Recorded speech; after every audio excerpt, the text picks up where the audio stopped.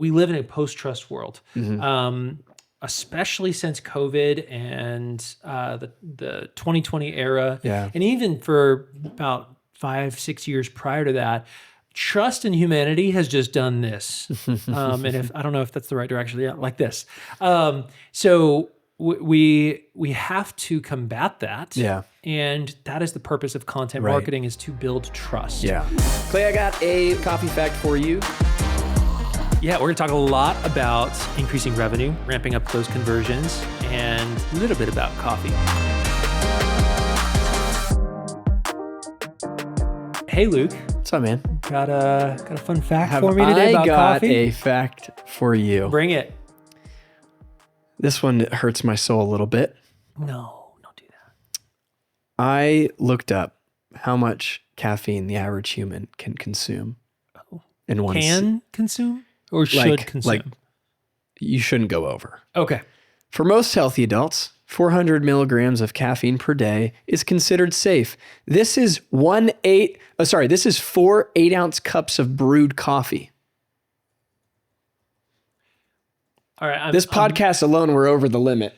I am asking ChatGPT how many grams of caffeine in a single shot of espresso. 63 milligrams of caffeine. And this is 2 shots. So, yeah, we've had too much coffee today. Just a little bit. But you know what? You can never have too much content marketing. Welcome back to Coffee in Conversion with Clay and Luke here from Good Agency. We've been talking on this podcast about all things marketing, revenue generation, lead generation, marketing and sales, all the strategy and the brand building behind that. And this is really fun today, I think, to talk through because this is one of those things that when people think of marketing, I think they often think of like social media content nowadays. Yeah. And, you know, we've had lots of clients come to us and say, oh, do you guys do social media management?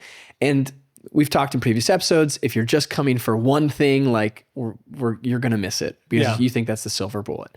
But when it comes to content, really, Clay, from your perspective right now in the B2B space, like why create content? Sure. I'd love to just start there. Well, I think there's an art and a science to it. Could you imagine? Surprise. Yeah. So you've got all the AI tools out there, like video content creators, for example. They're scared. They're like, oh no, this new Sora that OpenAI has put out can take my job. The answer is no, it cannot take your job because in the content space, trust is that is what we're trying to earn. We're not trying to earn business. We're trying to earn trust with content. So we live in a post-trust world, especially since COVID and the 2020 era. Yeah. And even for about 5-6 years prior to that, trust in humanity has just done this. And if I don't know if that's the right direction, yeah, like this. So we have to combat that. Yeah. And that is the purpose of content marketing, is to build trust. Yeah. So if you're selling a product that is in a highly competitive space, like, I don't know, tennis shoes. Yeah. Well, why would someone do business with you over somebody else? It's because they trust that your brand is going to make them feel, look, and be something different than this brand. The same thing applies when we're talking about someone who's selling a $1 million widget or a software or something along those lines. It's like, still trust. Yeah, it's all brand someone's awareness. Someone's going to choose you based off of how much they trust that your product will actually solve the problem that they're coming to you to solve. Yeah. So I would say that the art of it is tied to understanding how to engage emotion. So the purpose of a photo, the purpose of a video, it's not there to just simply be transactional and communicate. So like I help a lot of businesses in the wedding and hospitality space. And so there's this one national brand and there's so much communicated in a single image from a wedding, for example. There's the emotion of the moment. And a good photographer is just going to snap a photo and say, hey, there is a bride and a groom, and they're looking at the camera smiling. That's just a regular run-of-the-mill photographer. Yep. A good photographer is going to come at it and try to capture the moments, not just the portraits. Yeah. And so what your customer wants to see is the moments, not the portraits. So the same thing rings true, not just with photos, but with video content. Yeah. Our goal is to build trust. Yep. Testimonials. I think testimonials are going to be, well, they already are one of the highest performing content assets of any business in their marketing in 2025. Yep. Yep. And it's because people do not trust 5-star reviews anymore. I mean, that's crazy. One of my favorite things ever is a Google business with 1 5-star review. It's like, I don't trust them. No, they're too new. Yeah. Or I would actually trust a single 4-star review instead of a single 5-star review if it was that situation. Right. It's because nothing is perfect and no one believes anyone. Yeah.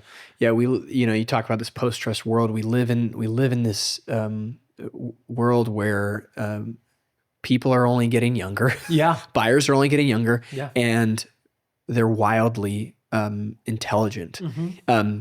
In some ways, in some ways more than others. There was probably some shrieking on the other side of these cameras. Yeah. But they're wildly more intelligent to the fact that they can vet BS so much faster than we used to be able to. We joked about it on a earlier podcast, the Lucky Strike ad for the doctor.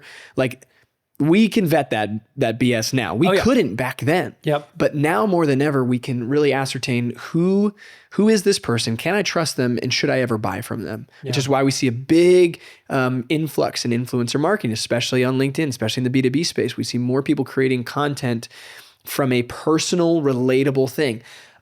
We would rather buy from each other. This is the referral world. This is what content does. If you talk to me, or I mean, if we talked about this coffee machine and what we love about it, you and I have a relationship. And because of that, I'm likely going to buy this machine more because I like you and I respect your perspective. And so whether it's written, visual, from photo or video, in whatever distribution platform you're in, you are there to build brand awareness, not really there to create closed deals. And I think that's we might get a lot of pushback from a lot of people there because yes, there's selling that goes on in LinkedIn, there's selling that goes on in content spaces, but you're right. It is a trust builder. And I think this is, this really is the way of which businesses are going to continue to grow. Yeah. Well, and one of our team members shared this on our Campfire HQ on Basecamp earlier this month, and it was a really great article. And I'll share the link to the graph in the show notes. But thing that stood out to me was NP Digital did a full research study on how different age groups engage with content. Yeah, that was mind-boggling, but also not surprising. Yeah, all at the same time. Biggest thing that I loved seeing though was that on an engagement rate of 1, meaning not really much, and 5 being a lot. Yeah, the consistency across all of these age groups was from Gen Alpha, which is born 2013 to 2024, which is crazy. There's a Gen Alpha. But from Gen Alpha to baby boomers, there were 5s, meaning like the highest level of engagement across long form and short form videos. Yeah. And Gen Z and millennials engaged a ton in podcast content. Yep. The only people that really consistently engaged in text-based posts exclusively were Gen X and baby boomers. And then also email newsletters, Gen X, baby boomers, and some millennials. Gen Z, 0 engagement. Gen Alpha, 0 engagement. Yeah. Blog posts, the same. Webinars, the same. So the thing that I just would love, if you take away one thing from this episode, it's that long form, short form video content is engaged by every single age bracket. So it doesn't matter. It doesn't matter how old they are, how old your audience is. They will engage for sure. Yeah. Do what we're doing right now. Yeah, seriously. Like we have, and we do this for companies all the time. We set up a little podcast stage and we map out a whole day of content and we help build that content out and we make it easy because I think that's the hardest.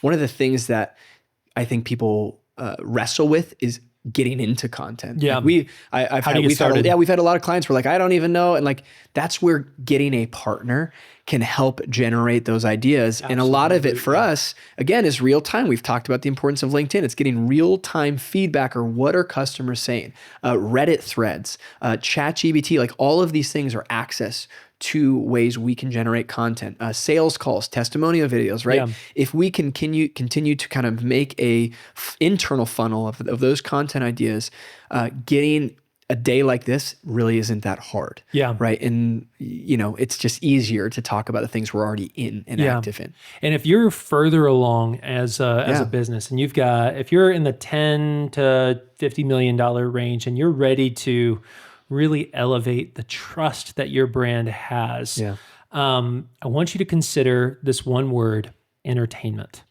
So people love entertainment. They'll binge watch a Netflix show. Yeah. We're talking and currently in talks with Discovery Channel to help produce a show about one of our B2B and B2C clients. Yeah.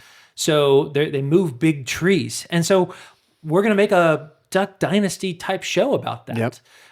Because they're 50 million plus, and it makes sense to increase their footprint. Yeah. But we're also producing a documentary series for one of our nonprofits, talking about what they're doing. And just remember, entertainment, that's what people do in their free time. Yeah. So how valuable would it be for your business to get access to all of your clients' free time? Outside of the 9 to 5. Outside of the 9 to 5. Can you imagine? Yeah. Yeah. And it's all about trust building. So good. That's so good. If you're watching this again, if you're under $5 million, like there's an easy, simple way to get started with your content just like this. If you're over, you should start thinking about what I would call serialized content, getting into the TV shows, getting into the documentaries. There's easy ways to get started, and I want to encourage you, start today. And in the meantime, grab a cup of coffee, enjoy it with a friend, get those conversions going. Cheers.